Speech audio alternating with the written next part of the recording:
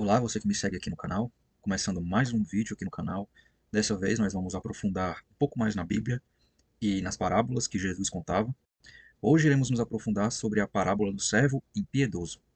E antes de começar, eu gostaria de fazer uma pequena oração. No vídeo passado, eu não fiz uma oração porque o tema era mais fora da Bíblia, né? Era um tema mais relevante para o contexto em que vivemos atualmente. Não era um tema mais centrado na palavra de Deus. Como hoje o vídeo é centrado na palavra, nós primeiros, antes de começar a falar sobre ou até mesmo ler a palavra, nós precisamos fazer uma oração pedindo para que Deus envie o seu Espírito Santo para que nós possamos ter o discernimento correto, o entendimento correto e a sabedoria para aplicar esse entendimento e esse conhecimento na nossa vida. Então eu peço que você feche seus olhos e faça essa pequena oração comigo. Senhor Deus, soberano Pai, muito obrigado, meu Deus, por mais um dia que me deste. Pai, abençoa este vídeo e abençoa todos que estão vendo este vídeo, assistindo. Que este conteúdo, meu Deus, seja forte, fortificador para essa pessoa que estiver assistindo. Que ela não só escute, não só compreenda, mas que ela viva cada um desses ensinamentos que o Senhor tem para a vida dela. Abençoa, meu Deus, como tem abençoado todos os dias das nossas vidas. Em nome de Jesus é o que te pedimos e já te agradecemos. Amém. Bom, vamos começar então lendo a parábola do servo impiedoso. Essa parábola se encontra no Evangelho escrito por Mateus, capítulo 18, versículos 23 a 34. E para começar, eu já vou mostrando que vai ser um pouco diferente. Não vai ter site de Bíblia. Agora eu fiz aqui um pequeno slide. Então vamos acompanhando comigo, ok? A parábola do servo impiedoso. Mateus capítulo 18, versículos 23 a 34. Se você tiver a sua Bíblia, eu peço que você abra e leia juntamente comigo essa parábola, ok? Por isso, o reino dos céus pode comparar-se a um certo rei que quis fazer contas com os seus servos. Aqui é Jesus comparando o reino dos céus a uma parábola. E, começando a fazer contas, foi-lhe apresentado um que lhe devia 10.000 talentos. E, não tendo ele com que pagar, o seu senhor mandou que ele, a sua mulher e os seus filhos fossem vendidos, com tudo quanto tinha, para que a dívida se lhe pagasse. Então aquele servo, prostrando-se, o reverenciava, dizendo: Senhor, seja generoso para comigo, e tudo te pagarei. Então o senhor daquele servo, movido de íntima compaixão, soltou e perdoou-lhe a dívida. Saindo, porém, aquele servo, encontrou um dos seus conservos, que lhe devia 100 dinheiros, e lançando mão dele, sufocava-o, dizendo: Paga-me o que me deves.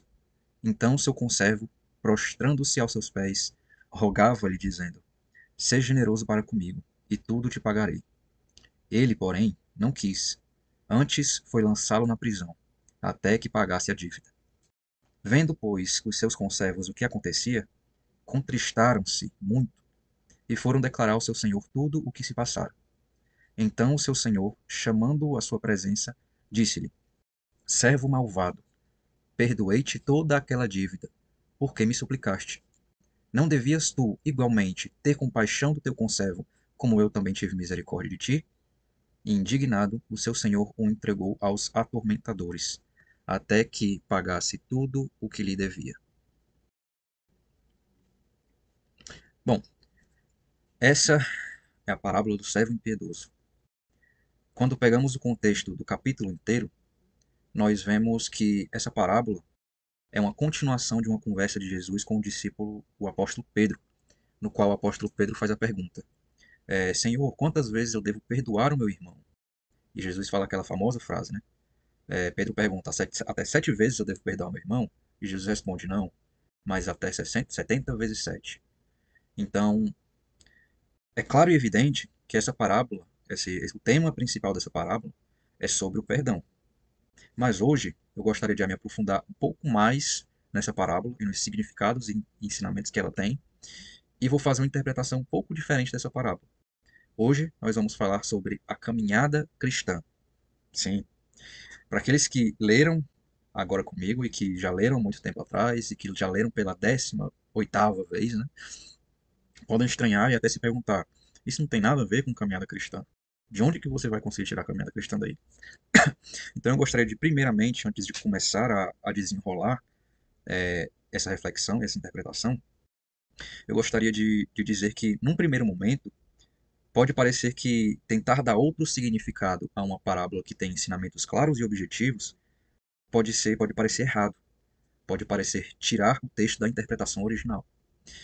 Porém, existem muitas parábolas que Jesus contou que têm duplos significados.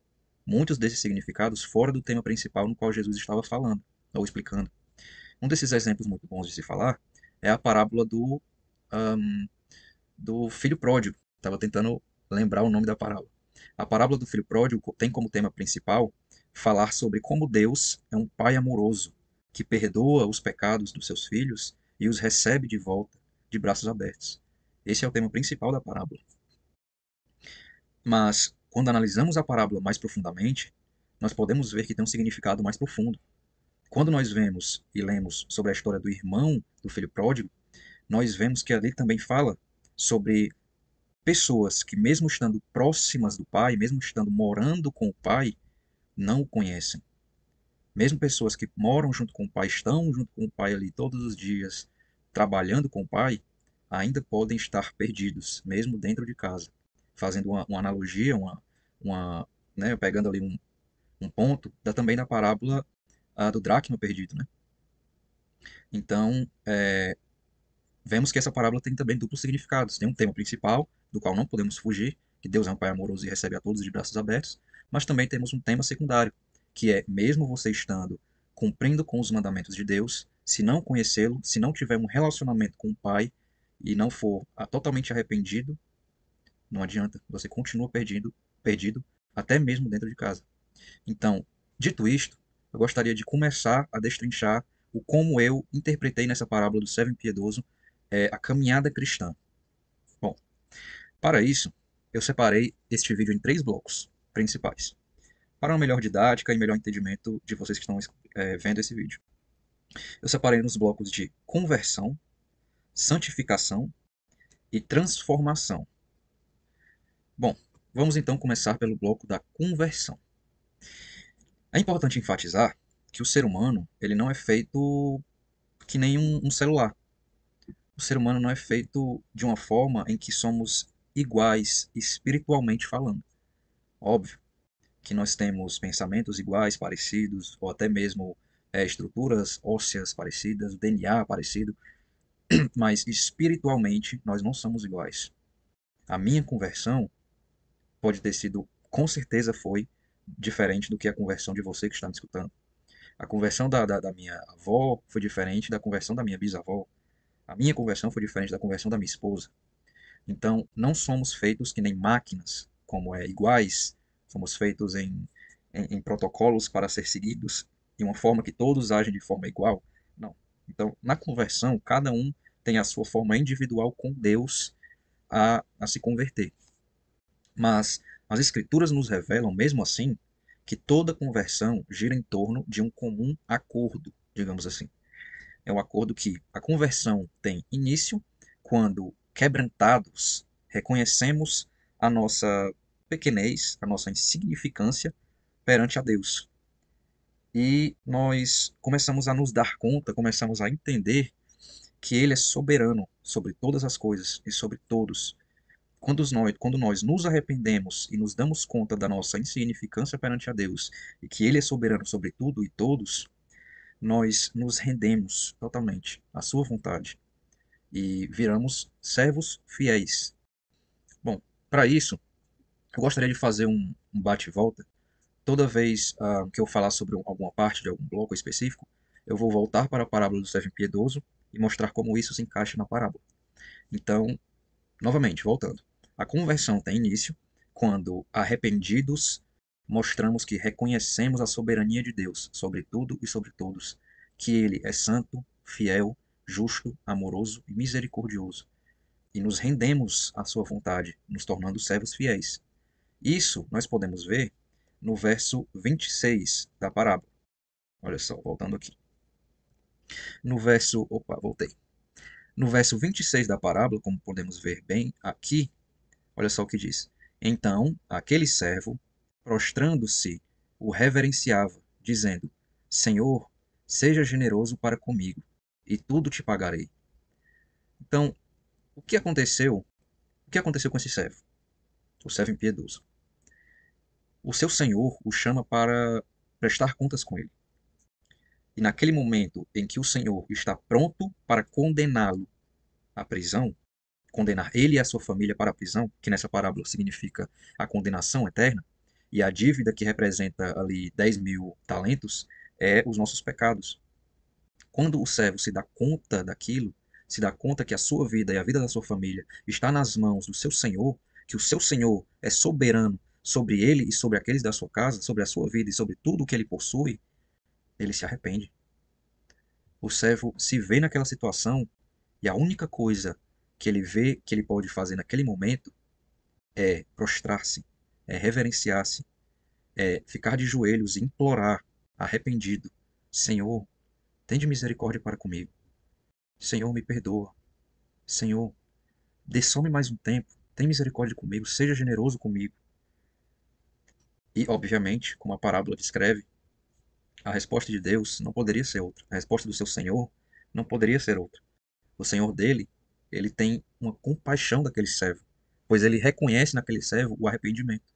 Ele reconhece naquele servo que o servo percebeu a soberania do Senhor. Então ele tem compaixão para com o servo e diz: Olha, você está livre, a sua dívida está perdoada. Curioso, não? Agora, voltando, vemos que o servo reconhece a sua pequenez perante o seu senhor.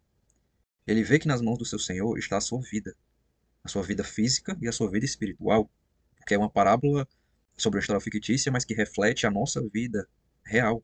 Como o Senhor é soberano sobre tudo e sobre todos. O quão nós somos pequenos à sua soberania. E o quão nós devemos nos arrepender e pedir perdão e se render à sua vontade. E o servo vê que a única escapatória daquela situação, a única saída daquela situação, é se ajoelhar e pedir misericórdia. Bom, para isso, eu gostaria também de levantar um ponto sobre a palavra servo. Porque mais na frente, no final desse vídeo, falando sobre a transformação, eu vou fazer uma diferença sobre servo e filho. Para isso, eu preciso mostrar para vocês a diferença da palavra de servo como humildade e servo como uma condição empregada a uma pessoa que está trabalhando por o seu salário. Então, vamos lá. O servo como humildade, nós podemos ver em João, deixa eu dar uma olhada aqui, João capítulo 13, versículo 12. Deixa eu trocar aqui o slide. Pronto. Bom, olha só, João capítulo 13, versículos 12 a 15. Então, depois que lhes lavou os pés e tomou as suas vestes e se assentou outra vez à mesa, disse-lhes, aqui é Jesus, tá? Entendeis o que vos tenho feito? Vocês me chamam de mestre e de senhor, e dizem bem, porque eu sou.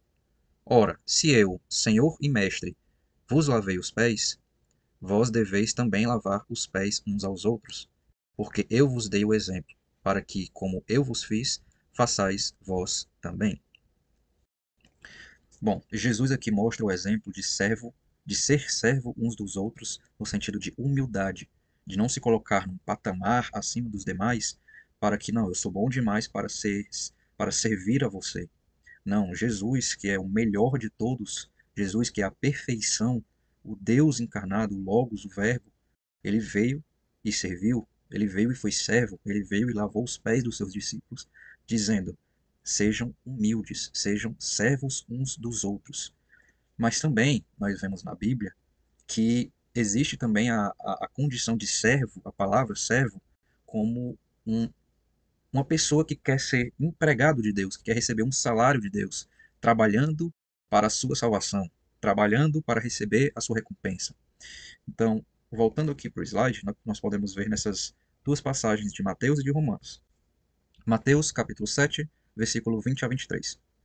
Portanto, diz Jesus, pelos seus frutos os conhecereis.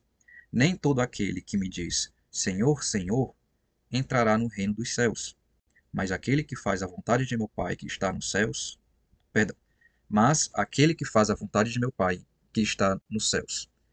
Muitos me dirão naquele dia, Senhor, Senhor, não profetizamos nós em teu nome?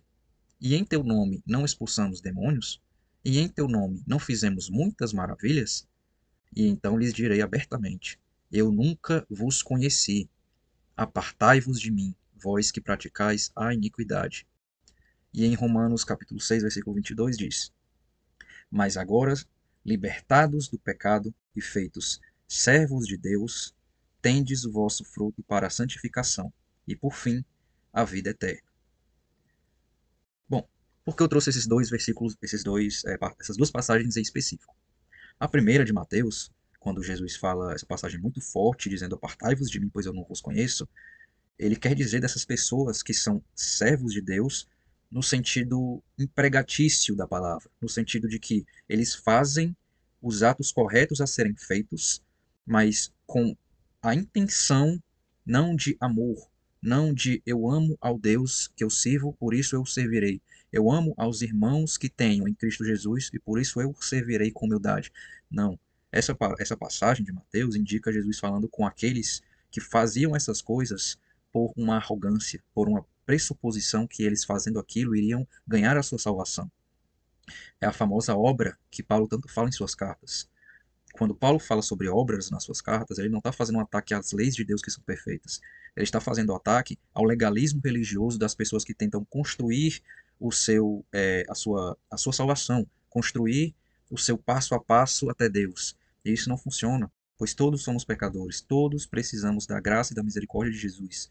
Tudo que tentarmos fazer pelo nosso próprio entendimento e pela nossa própria força de vontade será ruim, será maldade, será pecaminoso, porque somos pecadores, somos caídos espiritualmente.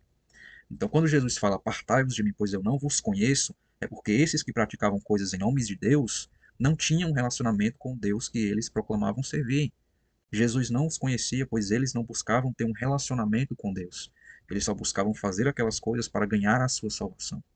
Entende? Agora, essa passagem de Romanos é uma passagem muito boa, por quê? Porque ele fala que nós fomos libertados do pecado para sermos servos de Deus. Ou seja, ele diz que quando estávamos no pecado, nós não éramos servos de Deus. Nós não éramos, como ele gosta de dizer, irmãos de Jesus. Paulo fala isso em outra de suas cartas. Quando nós estamos no pecado, nós fazemos apenas aquilo que nós queremos, que nós sentimos vontade, e que muitas das vezes é aquilo que nos satisfaz. Então Paulo fala: olha, para você sair do pecado, você precisa ser servo de Deus. E a servidão ao Deus que nós seguimos, ela tem de um fruto, é o fruto para a santificação. Ou seja, servindo a Deus, nós nos santificamos. Então, o passo a passo não é obras para chegar em Deus, não. É arrepender-se e jogar-se para Deus. E Ele, com seu poder, nos fará fazer as suas obras. E aí sim nos santificaremos.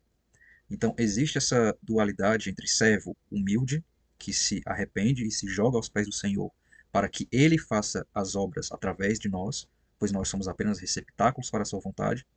E existe também o servo, aquele que, pela sua força de vontade, querendo construir a sua salvação, faz o trabalho de Deus, mas esse não será salvo.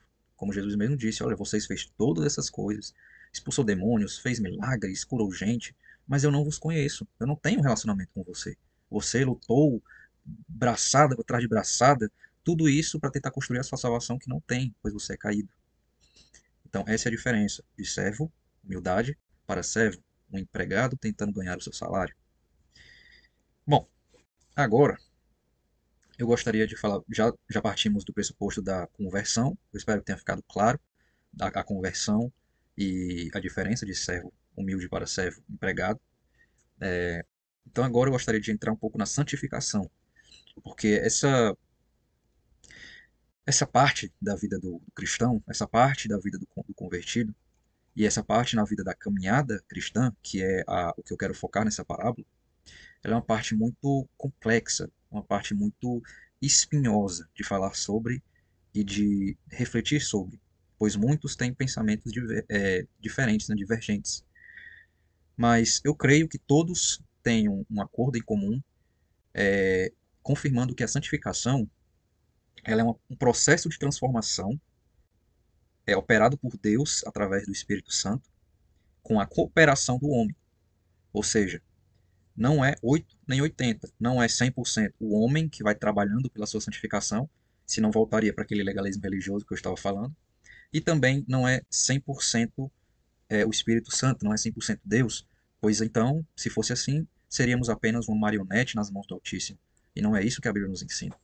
Então, a santificação ela é um processo de transformação na vida do cristão, operado por Deus. O Espírito Santo nos convence da nossa transgressão e nós cooperamos com o Espírito Santo, aceitando e batalhando por essa transformação.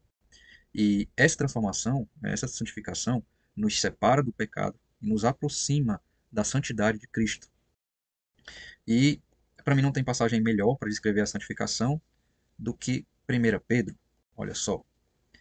1 Pedro, capítulo 1, versículo 14 a 16, nos diz: Como filhos obedientes, não vos conformando com as concupiscências que antes havia em vossa ignorância, mas, como é santo aquele que vos chamou, sede vós também santos em toda a vossa maneira de viver.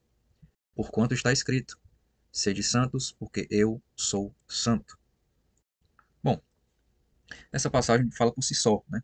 O apóstolo Pedro fala que, Nora, agora que nós estamos libertos por Cristo Jesus, nós precisamos nos santificar, pois a palavra de Deus nos diz, nos revela, sejamos santos como Deus é santo. Porém, existe uma problemática, e eu gostaria de levantar essa problemática porque é muito importante nos dias atuais. Muito comumente, nos primeiros estágios de conversão, isso é muito natural, eu passei por isso, a minha esposa também, conversando com ela, já passou por isso. Alguns amigos que eu tenho em outras denominações, outras doutrinas, e até mesmo na minha doutrina, na minha denominação, relataram esse problema também, que é o quê? A santificação ela é entendida como uma forma de pagar uma dívida. A santificação é entendida como eu preciso fazer essa regra, esse conjunto de regras, essa lista de afazeres para pagar a dívida que eu tenho com Deus por todos os pecados que eu cometi, todos os pecados que eu infringi. Porém, isso é muito normal para um recém-convertido, porém, precisa ser instruído, obviamente, porque esse é um pensamento muito perigoso e errado, biblicamente. Porque esse pensamento não se sustém nele mesmo, pois esse pensamento leva esse mesmo cristão a uma hipocrisia e a um legalismo religioso, que é o que mais assola os dias de hoje nas igrejas.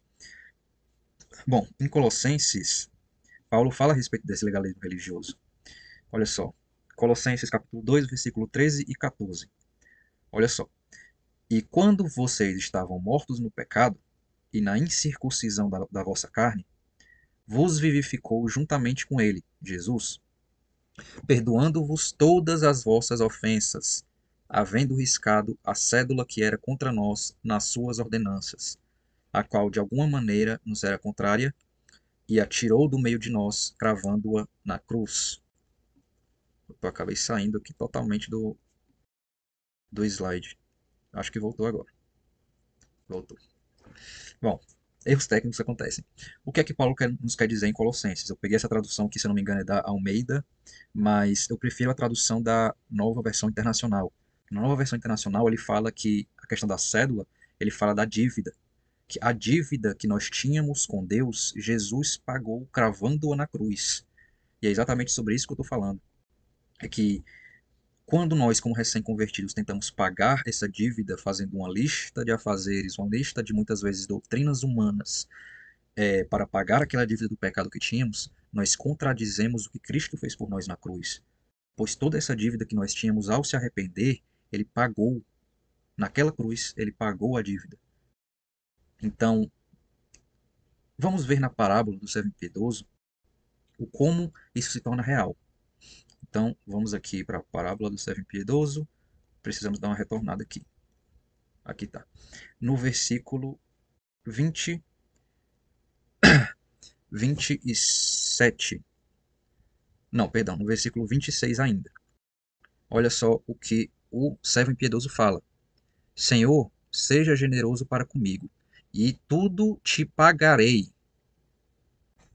E olha também a resposta do seu Senhor, que nessa parábola é Deus, o próprio Deus, o Senhor de todos. Olha a resposta dele. Então o senhor daquele servo, movido de íntima compaixão, soltou e perdoou-lhe a dívida. Ou seja, o que temos na parábola? Temos o servo que se arrepende, que se prostra, que pede misericórdia, mas que podemos interpretar na parábola esses acontecimentos como a sua conversão, o seu arrependimento. Mas o que ele fala? Senhor, tende misericórdia de mim e eu te pagarei tudo que te devo. E a resposta do seu Senhor é mais importante ainda porque confirma o que Paulo diz aos Colossenses. Ele fala: olha, eu tive compaixão de você, vá-te embora, seus pecados estão perdoados, né? A sua dívida está perdoada. Então, é muito importante que nós possamos compreender essas questões que estão na Bíblia, para que nós não nos perdamos nos nossos próprios fazeres humanos, né? Agora, aquele servo não consegue compreender que a dívida já foi paga, como muitos cristãos recém-convertidos não conseguem compreender esse conceito de que a dívida que nós tínhamos do nosso pecado foi paga na cruz, né?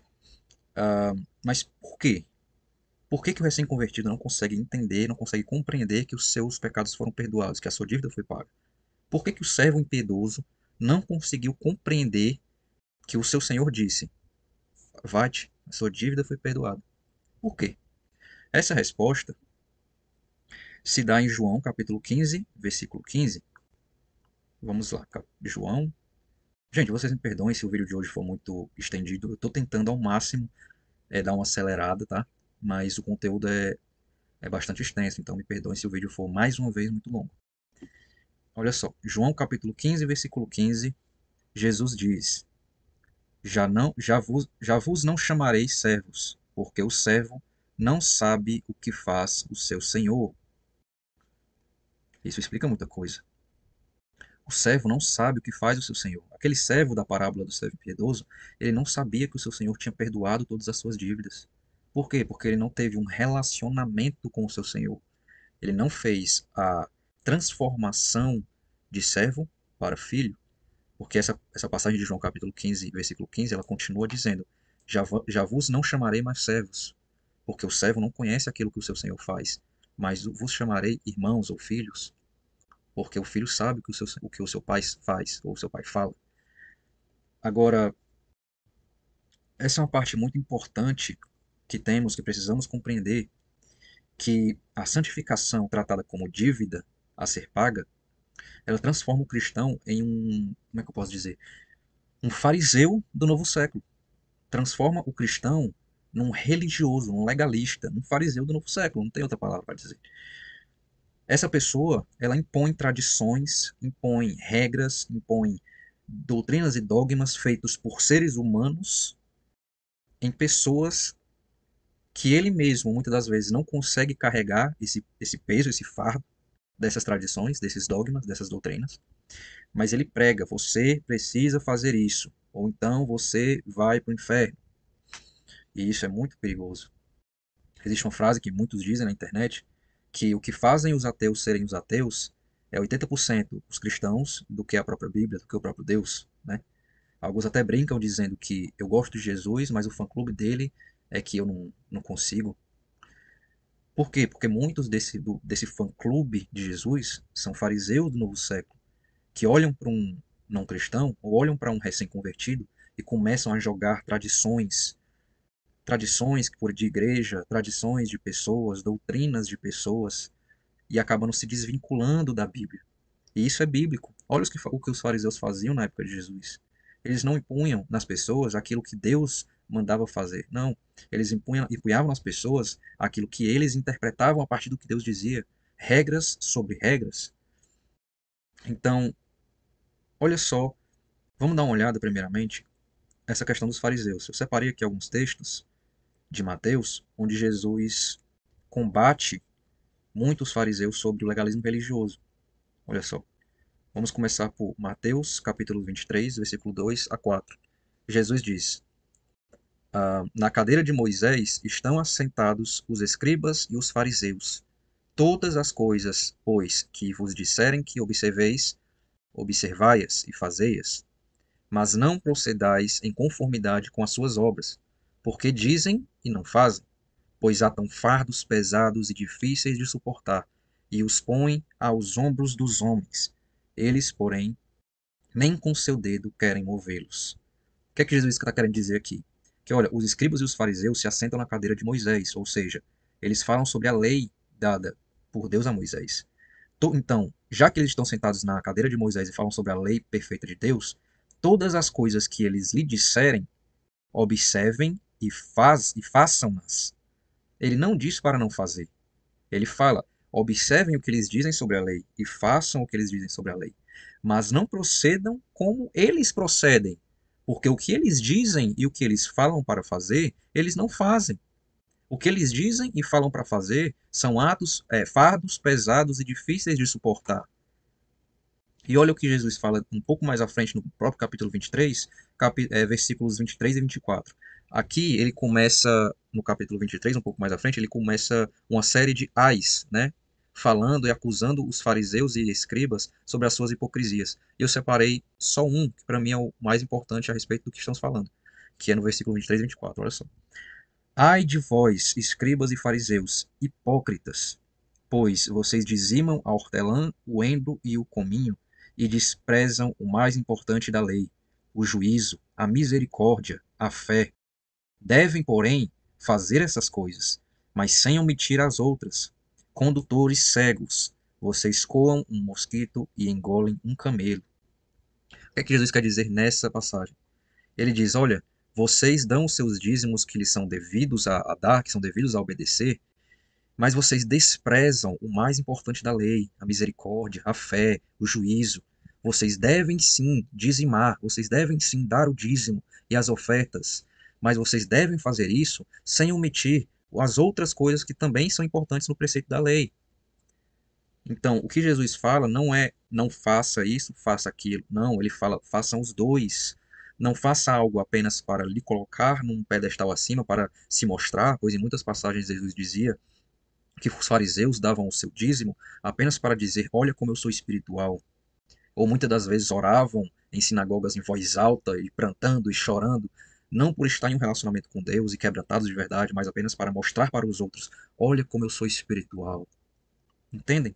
Ou seja, eles obedecem preceitos da lei que são importantes, mas eles esquecem os outros preceitos que são tão importantes quanto a misericórdia, a fé, a justiça. Então,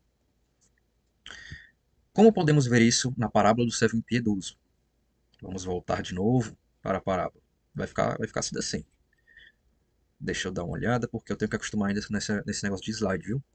Que não tá fácil não aqui, tá confundindo a cabeça.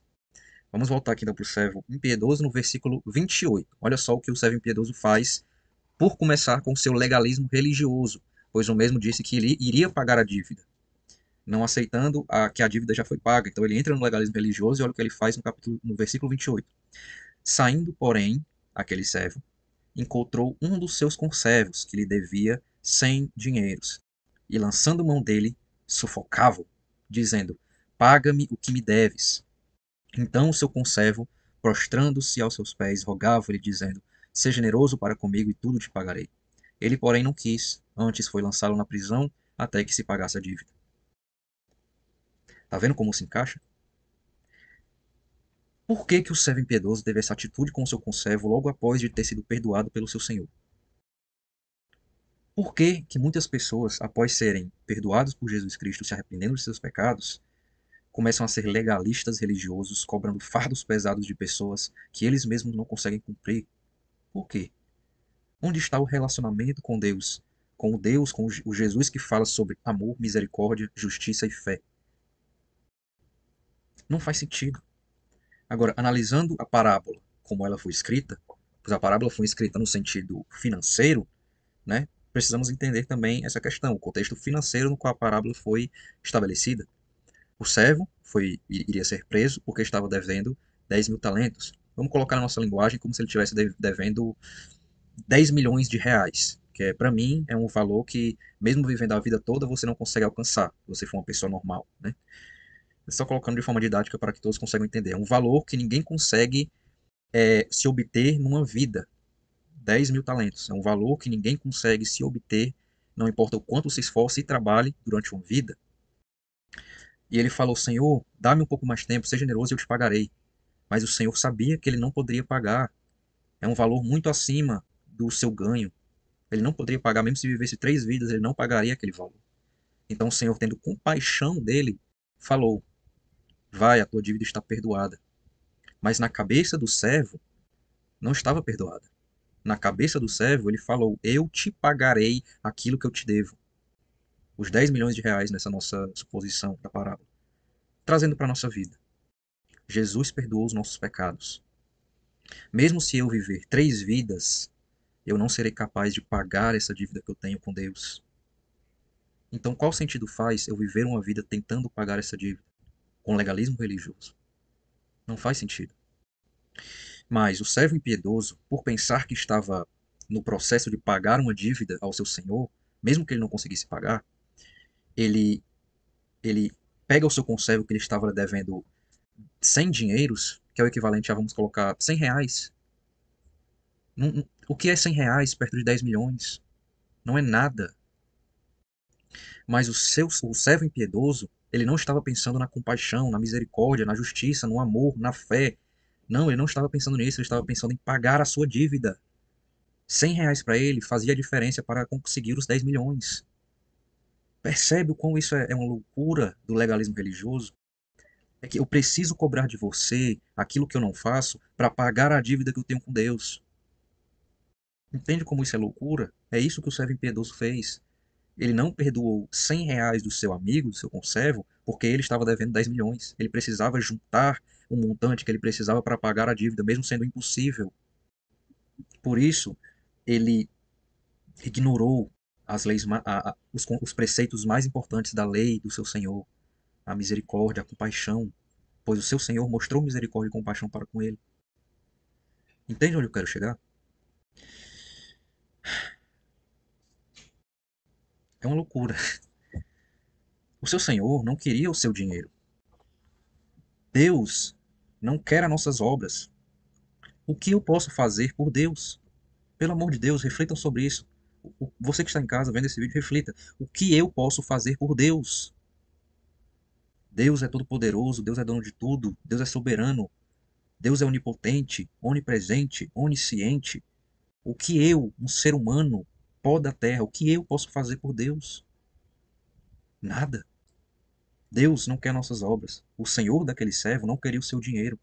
O Senhor daquele servo queria o seu arrependimento.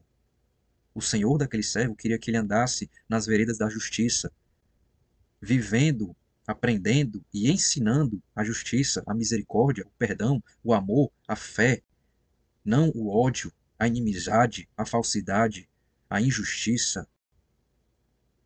Por que a nossa geração hoje fala tanto sobre acusar o outro, sobre a igreja tal, eu sou da vertente tal, então preciso falar da vertente Y? Por quê? Por que tantos ataques? Por que tanta briga? Por que tanto ódio? Por quê? O nosso Senhor não nos chama para isso. O nosso Senhor não precisa de advogados para advogar por ele. Não. Assim como o Senhor daquele servo impiedoso quer apenas o seu arrependimento, o nosso Senhor Jesus Cristo, ele quer o nosso arrependimento, que nós andemos na sua vereda da justiça, aprendendo, vivendo e ensinando o amor, o arrependimento, a justiça, a misericórdia. Esse é o ponto que eu vejo sobre a parábola do servo impiedoso. É um exemplo do que não ser, do que não fazer. E o Senhor Jesus também falava sobre isso. Ele citava o profeta Isaías, não, Oséias. O Senhor Jesus citava o profeta Oséias falando: Deus quer arrependimento, Deus quer misericórdia e não sacrifícios. Jesus cita o profeta Oséias quando ele profetiza sobre isso. Olha, Deus quer misericórdia e não sacrifícios. Vocês estão sacrificando como se, olha, eu aqui posso falar mal do meu amigo, eu posso falar mal do meu irmão que não está na mesma doutrina que eu, que não segue os mesmos ensinamentos da igreja que eu sigo que eu posso fazer tudo isso. Mas se eu fazer o meu sacrifício a Deus, tá tudo bem. Jesus diz não. O profeta Oséias diz que Deus quer misericórdia, não sacrifícios. Deus não quer que você faça o sacrifício de ir para a igreja de domingo a domingo. Deus não quer que você faça o sacrifício de não mais escutar música popular brasileira. Deus não quer que você faça o sacrifício de dar tudo o que você tem aos pobres, se você não faz isso com amor e misericórdia. Deus não quer sacrifícios. Deus quer que você tenha misericórdias e pratique esses sacrifícios. Não porque você está construindo o seu caminho ao céu e não porque você quer atar fardos pesados nos seus irmãos, mas porque você quer ter amor e misericórdia por todos aqueles que são seus irmãos na fé. Entendam isso, por favor. Quantas vezes, irmãos, presos ao legalismo religioso, afastamos as pessoas de Deus em vez de aproximá-las? Quantas vezes acabamos pregando rejeição, rejeição sobre pessoas, rejeição sobre igrejas, rejeição sobre irmãos, condenação, ódio? Muitas das vezes pregamos mais sobre Satanás do que sobre Jesus, ensinando ódio, ensinando condenação, ensinando, sabe?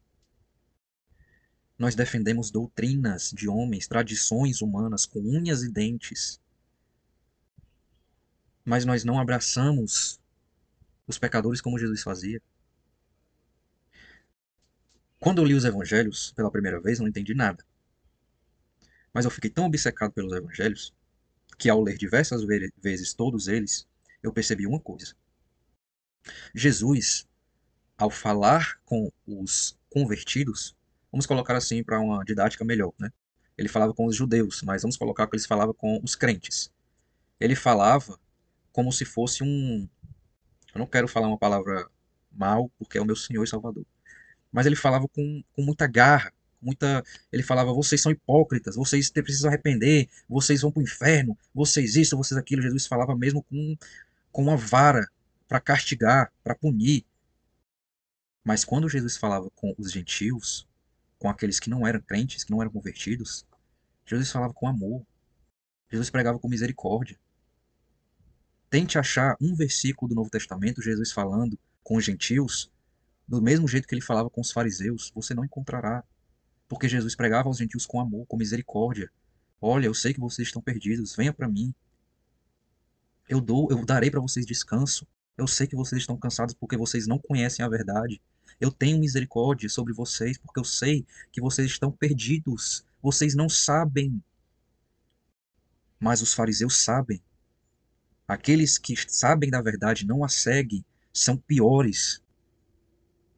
Você que é convertido, você sabe a verdade. Você que lê a Bíblia, você que vai para a igreja, você sabe a verdade.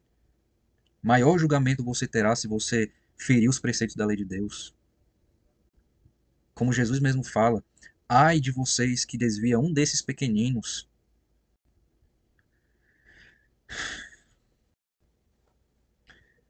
Nós nos preocupamos muito em parecer santos, defendendo a santidade, mas esquecemos de ser misericordiosos. Defendemos tanto a santidade que aqueles que estão sujos e precisam se lavar no sangue de Cristo, nós isolamos para não nos sujar com a sujeira deles, como se isso fosse possível. Tem um teólogo da Igreja Católica que ele fala, do Santo Agostinho, né? Ele fala no essencial, unidade. No não essencial, diversidade. Mas no todo, caridade. O que é que isso significa? No essencial, precisamos nos unir. Jesus é o nosso Senhor e Salvador. Ele é o Verbo encarnado, o Logos, o Deus vivo, que na cruz do Calvário nos livrou dos nossos pecados. Esse é o essencial. Precisamos nos agarrar e nos unir com esse ensinamento, com essa essência do cristianismo. Jesus é o nosso mestre. Nós vivemos por ele e morremos por ele. No não essencial, diversidade. O que é que isso significa? Nas coisas não essenciais, pode existir diversidade. Olha, na minha igreja, só entra se for terno, gravata, barba feita. Não pode ter barba. Existem algumas vertentes cristãs que não permitem usar barba. Você não pode entrar se você for mulher, não pode entrar de calça. E por aí vai. Isso não é essencial. Isso não é o essencial para a nossa fé cristã. Então, tudo bem. Se essa é a sua doutrina, olha, eu sou pré-tribulacionista, olha, eu sou pós-tribulacionista, eu sou arminiano, eu sou calvinista, eu sou dominical, eu sou sabatino. Tudo isso são doutrinas. Tudo isso não é essencial. Tudo isso é diversidade. Jesus falava, olha, existem ovelhas que não são desse aprisco. Cabe a mim ir trazê-las para que um dia tenha apenas um rebanho e um pastor. Se Jesus diz que um dia haverá um rebanho e um pastor, significa que hoje não existe. Existe um pastor, esse pastor é Jesus Cristo, que é o essencial da nossa fé. Mas existem diversos rebanhos. Essa é a diversidade. pois no não essencial, tudo bem. Mas um dia, quando ele voltar, haverá um rebanho e um pastor. Até lá, porque eu, da igreja pentecostal, devo dizer que o meu irmão da igreja batista é seita, é condenado. Meu Deus, quem sou eu? Jesus diz na parábola do joio e do trigo que nem mesmo os anjos, que na parábola é colocado como os servos do campo, nem mesmo os anjos sabem quem é joio e quem é trigo. Nem mesmo os anjos sabem quem é salvo e quem é condenado. Porque eu vou olhar para o meu irmão da igreja X ou Y e dizer, esse é condenado. Por quê? Que eu siga na misericórdia, na fé e na justiça, ensinando, vivendo e aprendendo sobre esses preceitos da lei que Jesus nos ensina e nos diz para fazer, que eu não ensine a condenação, a perdição, o julgamento, a dizer o X e o Y será e vai para o inferno. Não. Jesus não me chama para dizer quem vai para o inferno. Jesus me chama para pregar sobre o amor, a misericórdia, a justiça e a fé. Bom, meu Deus, o vídeo já está quase 1 hora e agora que eu vou me encaminhar para o bloco final. Me perdoem, tá? Eu estou tentando ao máximo fazer os vídeos ficarem curtos, tá? Mas é difícil, não é fácil, tá? Eu admiro e respeito, grande admiração e respeito por esses pregadores maravilhosos que pregam, que tiram 50 minutos, que tiram 40 minutos para fazer uma pregação excepcional, que eu não conseguiria. Não vou mentir, eu não conseguiria. Para mim é impossível fazer uma, uma pregação por menos de 1 hora. Mas vamos para o capítulo, para o bloco final desse vídeo, tá? Vamos agora falar, já passamos pela conversão, passamos pela santificação e agora vamos falar sobre a transformação de servos para filhos. Bom, primeiro, nós nos transformamos em filhos de Deus quando, primeiro, entendemos que a dívida já foi paga e não podemos fazer nada para pagá-la. Tudo que nós podemos fazer é glorificar a Deus em boa obra e em bom testemunho. Tudo que nós podemos fazer é isso. Nós não podemos confundir essa boa obra e bom testemunho como pagamento de dívida. Então, para mostrar isso biblicamente, nós vamos para, deixa eu ver, algumas passagens do Novo Testamento. Deixa eu trocar para a câmera, pronto. Primeiro em Hebreus capítulo 2, versículo 11. O autor aos Hebreus fala, ora, tanto o que santifica quanto os que são santificados provém de um só. Por isso Jesus não se envergonha de chamá-los irmãos. Aqui o autor aos Hebreus ele fala dessa transformação da santificação, que aquele servo que se santificar em boas obras e bom testemunho, ele passa de servo para ser chamado por Jesus de irmãos. Ora, se Jesus não se envergonha de chamarmos, de chamar a nós como irmãos, significa que somos filhos de Deus, pois Jesus também é filho de Deus. Agora, em João capítulo 15, versículo 15, novamente, temos a continuação daquele versículo que lemos mais cedo, onde Jesus fala, já não os chamo servos, porque o servo não sabe o que o seu senhor faz. Em vez disso, eu os tenho chamado amigos, porque tudo o que ouvi de meu pai, eu lhes tornei conhecido. Nessa versão, Almeida, né, ele fala amigos, mas em outras versões ele traz também irmãos, né, filhos de Deus. Porque o filho, ou o amigo, Jesus torna conhecido aos seus irmãos o que ele ouve de seu pai. Em outra passagem, também o apóstolo Paulo fala que nós somos co-herdeiros de Cristo, né? Co-herdeiros com Cristo na eternidade de Deus, ou seja, somos filhos adotados de Deus através de Jesus Cristo. Também em Marcos capítulo 3, versículo de 32 a 35, havia, nessa parte, né, nessa passagem, Jesus está pregando há muito tempo, e diz assim, havia muita gente assentada ao seu redor, e lhes disseram, a tua mãe e os teus irmãos estão lá fora e te procuram. E Jesus responde a essas pessoas, quem é a minha mãe? E quem são os meus irmãos?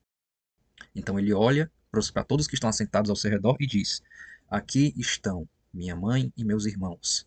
Quem faz a vontade de Deus, este é meu irmão, este é minha irmã, e este é a minha mãe. Ou seja, o que Jesus diz aqui é muito claro, em todas essas passagens.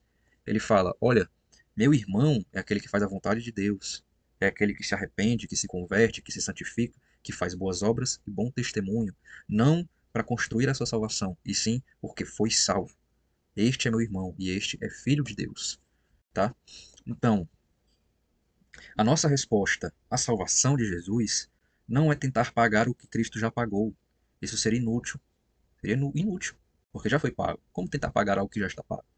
A nossa resposta à salvação de Cristo é viver como filhos amados de Deus, refletindo o caráter do Pai, fazendo bem e testemunhando com a nossa vida aquilo que cremos de coração e que Deus deixou revelado pelas suas escrituras.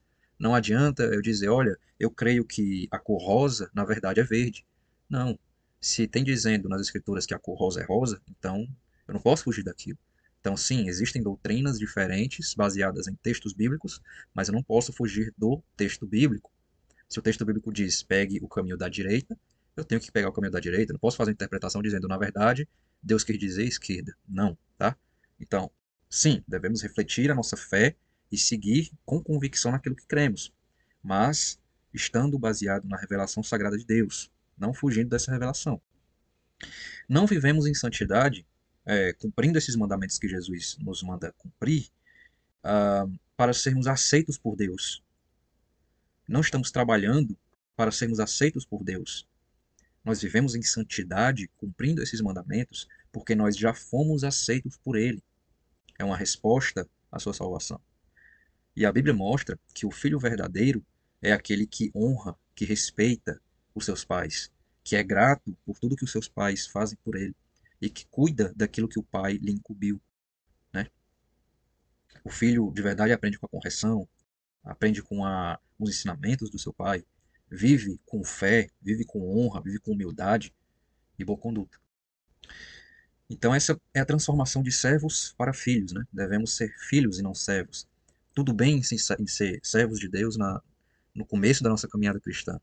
Tudo bem, faz parte da caminhada. Após a conversão, nos tornamos servos, mas não podemos parar só aí. Temos que abraçar a herança que Deus nos dá através de Jesus Cristo, sendo filhos e trabalhando para Deus com amor e não por um salário. Para concluir, eu separei o exemplo contrário do servo impiedoso. Eu espero que esse tema de caminhada cristã, dentro da parábola do servo impiedoso, tenha ficado bastante claro. Tá? Eu espero que não tenha ficado confuso e nem ter fugido da parábola. Espero que tenha ficado de bastante entendimento. E aqui eu gostaria de deixar o exemplo contrário, né? O exemplo da parábola do servo impiedoso é o exemplo do que você não ser, que é o legalista religioso. E temos em Lucas capítulo 7 o exemplo de como agir. E eu quero que vocês prestem atenção, antes de eu passar de tela, para como essa outra parábola em Lucas tem semelhança na parábola do servo impiedoso. Por isso que eu coloquei ela como o oposto da parábola do servo impiedoso, pois a semelhança é muito grande. E eu vou deixar um spoiler antes de começar a ler. A semelhança está no sentido financeiro da parábola. Preste atenção. Deixa eu trocar aqui de tela, vamos lá. Parábola em Lucas capítulo 7, versículo 36 a 47. Aqui está. Vamos lá. Convidado por um dos fariseus para jantar, Jesus foi à casa dele e reclinou-se à mesa.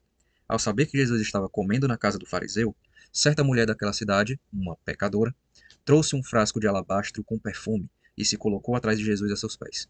Chorando, começou a molhar-lhe os pés com as suas lágrimas. Depois os enxugou com seus cabelos. Beijou-os e os ungiu com perfume. Ao ver isso, o fariseu que o havia convidado disse a si mesmo: Se este homem fosse profeta, saberia que nele está tocando e que tipo de mulher ela é, uma pecadora. Respondeu-lhe Jesus: Simão, tenho algo a lhe dizer. Dize, mestre. E aqui começa a parábola. Dois homens deviam a certo credor.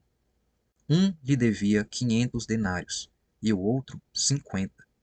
Nenhum dos dois tinha com que lhe pagar. Por isso perdoou a dívida a ambos. Qual deles o amará mais? Simão respondeu: Eu suponho que aquele a quem foi perdoada a dívida maior. Julgou bem, disse Jesus. Em seguida, virou-se para a mulher e disse a Simão: Vê esta mulher? Entrei em sua casa, mas você não me deu água para lavar os pés. Ela, porém, molhou os meus pés com as suas lágrimas e os enxugou com seus cabelos. Você não me saudou com um beijo, mas esta mulher, desde que entrei aqui, não parou de beijar os meus pés. Você não ungiu a minha cabeça com óleo, mas ela derramou perfume nos meus pés. Portanto, eu lhe digo: Os muitos pecados dela lhe foram perdoados, pois ela muito amou. Mas aquele a quem pouco foi perdoado, pouco ama. Muito forte, né? E muito curioso o quanto essa parábola se assemelha ao do servo impiedoso em questão financeira. Parábola que Jesus usa do credor e do devedor, né? Bom, esta mulher da parábola, né, da passagem, perdão, ela não conseguia fazer nada por Jesus além de servir com o que ela tinha. Ela não conseguia pagar todos os pecados que ela tinha nela mesma. A única coisa que ela conseguia fazer pelo seu Senhor era dar tudo o que ela tinha para ele, se render por completo. E o que ela tinha naquele momento não era dinheiro, fama, não era palavras bonitas, não. O que ela tinha naquele momento eram lágrimas, eram beijos, era se reverenciar aos pés do Senhor. E só por isso Jesus a recompensou com a vida eterna. Olha como a obra, quando feita pelos motivos corretos, como Jesus fala na palavra por amor, a obra mais pequena, como lágrimas e beijos, podem ser maiores obras para Deus. Que nós possamos, que nem essa mulher, ser filhos de Deus. Que nós possamos dar tudo que temos, entregar tudo que somos para Deus, por amor. Não por dívida a ser paga, mas porque somos filhos daquele que nós amamos. A melhor forma de agradar a Deus e de nos dar para Deus com tudo que temos é de cumprir um dos maiores mandamentos que Jesus nos deixa na terra antes de subir aos céus. E ele deixa esse mandamento em Marcos, capítulo 16, versículo 15, que é o ide e pregai esse evangelho a todas as criaturas. É o que eu estou fazendo aqui agora. E é o que você pode fazer em qualquer lugar, em qualquer momento, com qualquer pessoa. Olha, eu estou aqui nos Estados Unidos, isolado de todo mundo, no interior do interior do interior do interior de Kansas, onde as únicas coisas que tem aqui para me fazer companhia são pássaros e cabras. Mas olha o que eu estou conseguindo fazer aqui: espalhar a palavra de Deus para pessoas no Brasil e talvez no mundo. Qual é a desculpa? Tem um comediante em Las Vegas, eu vi um desses vídeos virais que aparece na internet, um comediante de Las Vegas. Ele é incitado pela plateia a fazer uma piada sobre Deus, sobre a religião. Ele para, reflete, pensa e fala: olha, o quanto você precisa odiar alguém para acreditar que a vida eterna é real e não contar isso para essa pessoa. Esse vídeo viral me fez abrir uma reflexão, me fez pensar muito. E olha que esse comediante era ateu, não tinha nada a ver com religião. Mas me fez refletir muito. O quanto eu teria que odiar uma pessoa, o quanto eu deveria odiar uma pessoa para saber que existe uma vida eterna, perdão, e não contar para essa pessoa. Quando eu me converti e comecei a ler as Escrituras, eu tinha muito medo de uma passagem específica. Tirava os meus sonhos, tirava o meu sono, né? A passagem é de Mateus, capítulo 7, versículo 22 e 23. E já lemos aqui essa passagem, quando Jesus olha para pessoas que estão fazendo o seu trabalho, que exorcizam demônios, que curam pessoas, que fazem milagres e maravilhas, mas que Jesus, nos últimos tempos, no final dos tempos, olhará para eles e dirá: apartai-vos de mim, pois eu vos não conheço. E eu pensava quando me converti: meu Deus, se essas pessoas que fizeram todas essas coisas vão ser condenadas, imagine eu, que não faço nada. A única coisa que eu faço é ler a Bíblia e escutar umas músicas evangélicas. Se esse pessoal que está fazendo isso tudo vai ser condenado, imagine eu. E isso tirava meu sono, porque eu não compreendia o significado dessa passagem. Mas depois que eu comecei a entender o Evangelho, depois que eu comecei a criar um relacionamento com Deus, e eu comecei a compreender essa passagem que fala sobre os legalistas religiosos e não os filhos de Deus, eu comecei a ter outro medo. E esse outro medo tem relação com essa fala do comediante em Las Vegas. O meu medo, meus irmãos, é que no final dos tempos, Jesus venha em poder e em grande glória, e que eu seja levado aos céus para o seu encontro, e que, por um instinto, eu olhe para trás e veja amigos, familiares, vizinhos, olhando para mim lá embaixo e dizendo: Poxa, Elias, você sabia que tudo isso ia acontecer e não me contou? Tudo isso, Jesus voltar, o Apocalipse, as boas novas, tu estava ciente disso tudo e não falou nada pra gente? E todas aquelas conversas, e todos os almoços e jantares, e todas essas possibilidades de conversas genéricas, aleatórias, falando sobre jogos, falando sobre filosofia, falando sobre tudo quanto é tipo de assunto, não teve uma oportunidade para você falar sobre Deus para mim?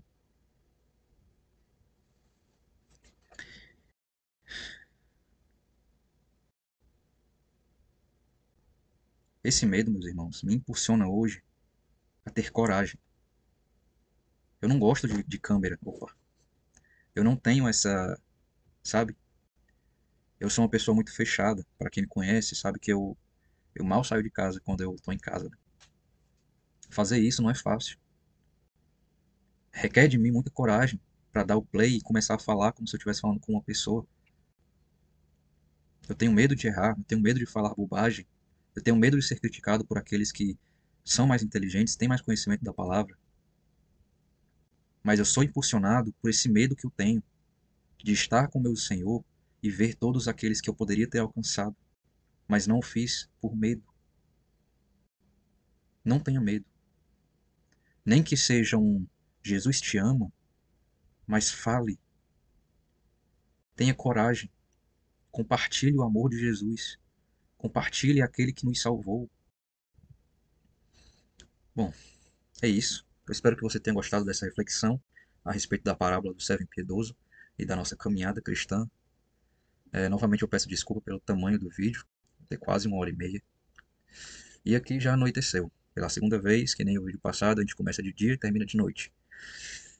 É isso. Muito obrigado e até a próxima, se Deus quiser.